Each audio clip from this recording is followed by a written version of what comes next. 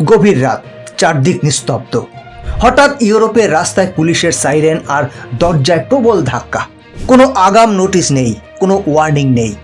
ঘরে ঢুকেই পুলিশ হাতে ধরিয়ে দিচ্ছে চরমপত্র। আপনাদের রেসিডেন্স পারমিট বাতিল, এক্ষুনি দেশে ফিরে যেতে হবে। এরা কোনো দাগি অপরাধী নয়, অনেকেই সাধারণ অভিবাসী। বন্ধুরা, একটু ভেবে দেখুন তো, আজ থেকে ঠিক কয়েক বছর আগে এই জার্মানি বা সুইডেনই যখন এদের বুকে টেনে নিয়েছিল, তখন রাস্তার দুপাশে দাঁড়িয়ে স্থানীয় মানুষরা এদের হাতে ফুল তুলে দিয়েছিল। সারা বিশ্বকে যারা মানবাধিকারের জ্ঞান দিত, আজ তারাই হঠাৎ এত নির্দয় কেন? কেন আজ তারা জোর করে হাতকড়া পরিয়ে হাজার হাজার মুসলিমকে চার্টার্ড ফ্লাইটে করে তাদের পুরনো যুদ্ধ বিধ্বস্ত দেশগুলোতেই আবার ছুঁড়ে ফেলে দিচ্ছে? কেন ইউরোপের বুকে একের পর এক মসজিদে তালা ঝুলছে, মাটির সাথে মিশিয়ে দেওয়া হচ্ছে ধর্মচর্চার জায়গাগুলো? এটা কি শুধুই অনুপ্রবেশ রোখার চেষ্টা, নাকি এর পেছনে লুকিয়ে আছে আন্তর্জাতিক জিওপলিটিক্সের এমন এক ভয়ঙ্কর ব্লুপ্রিন্ট যা শুনলে আপনি আটকে উঠবেন?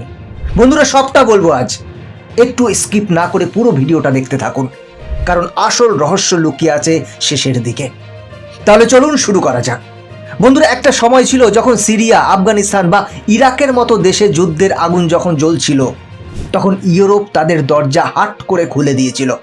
সুইডেন তো নিজেদের মানবিক পরাশক্তি হিসেবে দাবি করত, কিন্তু আজ সেই সুইডেনের রাস্তায় নামলে আপনি বিশ্বাসই করতে পারবেন না যে এটা ইউরোপের কোনো উন্নত দেশ।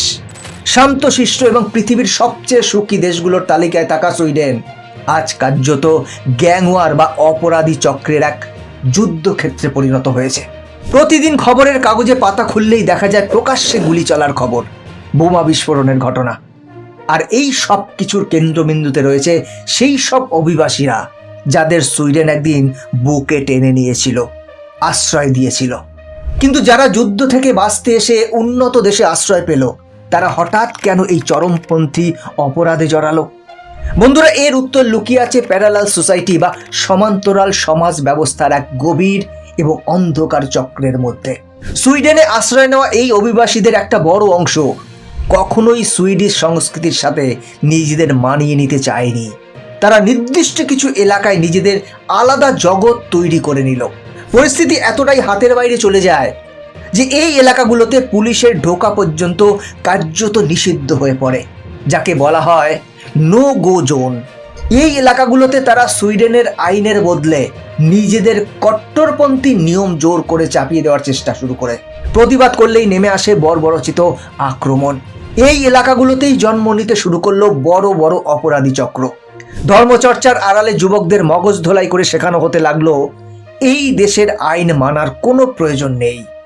যখন এই গ্যাংওয়ারের আগুনে সাধারণ সুইডিশ নাগরিকদের রক্ত ঝরতে শুরু করলো, কোরআন পোড়ানোর মতো ঘটনাকে কেন্দ্র করে পুলিশের গাড়িতে আগুন জ্বালিয়ে দেয়া হলো, তখন সুইডিশদের ঘুম ভাঙলো। তারা বুঝতে পারলো অতিরিক্ত দয়া দেখাতে গিয়ে তারা আসলে নিজেদের ঘরেই এক ভয়ঙ্কর দানবকে আশ্রয় দিয়েছে। জার্মানির গল্পটাও ঠিক একই রকম। 2015 সালে 10 লক্ষের বেশি অভিবাসী স্রোতের মতো জার্মানিতে ঢুকেছিল, কিন্তু আজ জার্মানির সেই উচ্ছ্বাস চরম অনুশোচনায় পরিণত হয়েছে। সম্প্রতি সোলিংজেন শহরে একটি উৎসবে সাধারণ মানুষের উপর যে ভয়াবহ ছুরি হামলার ঘটনা ঘটল, তা পুরো জার্মানিকে কাঁপিয়ে দিয়েছে। উৎসবের আনন্দে মেতে থাকা নিরীহ জার্মানদের উপর ধারালো ছুরি দিয়ে ঝাঁপিয়ে পড়েছিল এক কট্টরপন্থী মুসলিম অভিবাসী। এর কিছুদিন আগেই ম্যানহেইম শহরে প্রকাশ্য রাস্তায় এক পুলিশ অফিসারকে কুপিয়ে হত্যা করা হয়েছিল। গোয়েন্দা সংস্থাগুলো যখন এর গভীরে তদন্ত শুরু করলো, তখন তারা যে তথ্য পেল তা শিউরে ওঠার মতো। তারা দেখলো দেশের ভেতরে থাকা একাধিক ইসলামিক সেন্টারগুলো, এগুলো আসলে ধর্মচর্চার জায়গা নয়, এগুলো হলো জঙ্গিবাদ ছড়ানোর একটি আন্ডারগ্রাউন্ড হেডকোয়ার্টার। এর সবচেয়ে বড় প্রমাণ হামবুর্গ শহরে অবস্থিত বিখ্যাত ব্লু মসজিদ। জার্মানির পুলিশ যখন গভীর রাতে এই মসজিদে এবং এর সাথে যুক্ত একাধিক আস্তানায় অভিযান চালায়, তখন সেখান থেকে মারাত্মক সব নথিপত্র উদ্ধার হলো। পুলিশ প্রমাণ পেল যে এই মসজিদের পরিচালকরা সাধারণত মুসলিম যুবকদের চরমপন্থী ভাবধারায় দীক্ষিত করছে এবং জার্মানি গণতান্ত্রিক কাঠামো ভেঙে একটি কট্টরপন্থী রাষ্ট্র কায়েম করার ব্লু প্রিন্ট তৈরি করছে। জার্মান সরকার আর এক মুহূর্তও দেরি করেনি। তারা সাথে সাথে সেই ব্লু মসজিদ সহ আরও অনেকগুলো ইসলামিক সেন্টার পুরোপুরি সিল করে দিল। সেখানকার সমস্ত সম্পত্তি বাজেয়াপ্ত করা হলো এবং এর সাথে জড়িত বিদেশি নাগরিকদের দেশ থেকে তাড়ানোর নির্দেশ দেওয়া হলো। জার্মানি পরিষ্কার জানিয়ে দিল, যে দেশ আশ্রয় দিয়েছে সেই দেশের মাটিতে দাঁড়িয়ে সেই দেশেরই ধ্বংস কামনা করাটা কোনোভাবেই ধর্মীয় স্বাধীনতা হতে পারে না। এটা সরাসরি রাষ্ট্রদ্রোহিতা। আজ গোটা ইউরোপ জুড়ে মানবাধিকারের যুগ শেষ হয়ে শুরু হয়েছে ন্যাশনাল সিকিউরিটি ফার্স্ট বা জাতীয় নিরাপত্তা সবার আগে।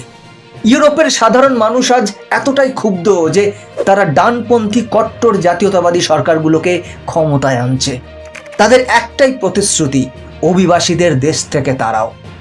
সুইডেন এবং জার্মানির মতো দেশগুলো তাদের অভিবাসন নীতি এতটাই কঠোর করেছে যে সামান্য অপরাধ বা প্রকাশ্য রাস্তায় বিশৃঙ্খলা প্রমাণ হলেই রেসিডেন্স পারমিট বাতিল করে দেওয়া হচ্ছে।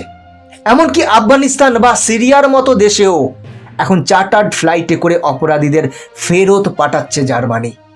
তারা বলছে, তুমি যদি আমাদের আইন না মানো তাহলে তোমার দেশে যুদ্ধ চললো নাকি শান্তি তা নিয়ে আমাদের আর কোনো মাথা ব্যথা নেই।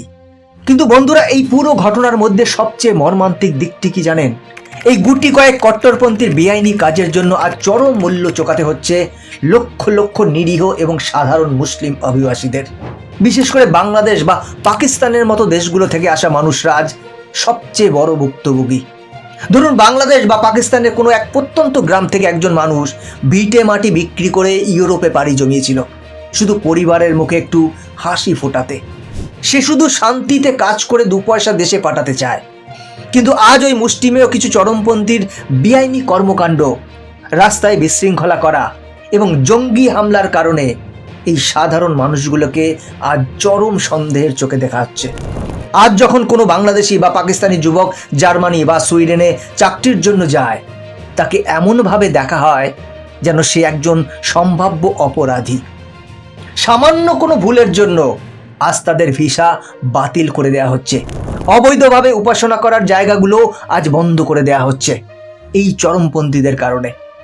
কিছু মানুষের একগুঁয়েমি, অন্যের দেশের সংস্কৃতিকে সম্মান না করা এবং ধর্মের নামে বাড়াবাড়ি করার কারণে আজ পুরো একটা সম্প্রদায়ের উপর অমানবিক দুর্দশা নেমে এসেছে। যে দেশগুলো একসময় তাদের 2 হাত বাড়িয়ে বুকে টেনে নিয়েছিল, আজ সেই দেশগুলোই গলা ধাক্কা দিয়ে বের করে দিচ্ছে। আর এই আন্তর্জাতিক ভূ রাজনীতির খেলায় সবচেয়ে বেশি পিষে যাচ্ছে সেই সাধারণ মানুষটা, যে শুধু 2টো ডাল ভাত খেয়ে শান্তিতে বাঁচতে চেয়েছিল। বন্ধুরা, আজকের এই চরম সত্যগুলো আমাদের অনেক বড় একটা শিক্ষা দেয়। আপনি যখন অন্যের দেশে গিয়ে থাকবেন, তখন সেই দেশের আইন এবং সংস্কৃতিকে সম্মান করাটা আপনার প্রথম কর্তব্য। সেটা না করে যদি আপনি সমান্তরাল সমাজ গড়ার চেষ্টা করেন, তবে তার পরিণতি কতটা ভয়াবহ হতে পারে আজকে ইউরোপ তার সবচেয়ে বড় প্রমাণ। ভিডিওর শেষে আপনাদের কাছে আমার একটি প্রশ্ন, সুইডেন এবং জার্মানি আজ নিজেদের জাতীয় নিরাপত্তা রক্ষার্থে এই যে হাজার হাজার অভিবাসীকে তাড়িয়ে দিচ্ছে এবং কট্টরপন্থী উপাসনালয়গুলো বন্ধ করে দিচ্ছে, এটাকে কি আপনারা সমর্থন করেন? নাকি এর ফলে যে নিরীহ সাধারণ মুসলিমদের দুর্দশা বাড়ছে তার জন্য ইউরোপের এই কঠোর নীতিকেই আপনারা দায়ী করবেন? আপনার মূল্যবান মতামত অবশ্যই কমেন্ট বক্সে জানাবেন। আজকের ভিডিও এখানেই শেষ করছি। দেখা হচ্ছে পরের ভিডিওতে। ভালো থাকবেন, সাথে থাকবেন।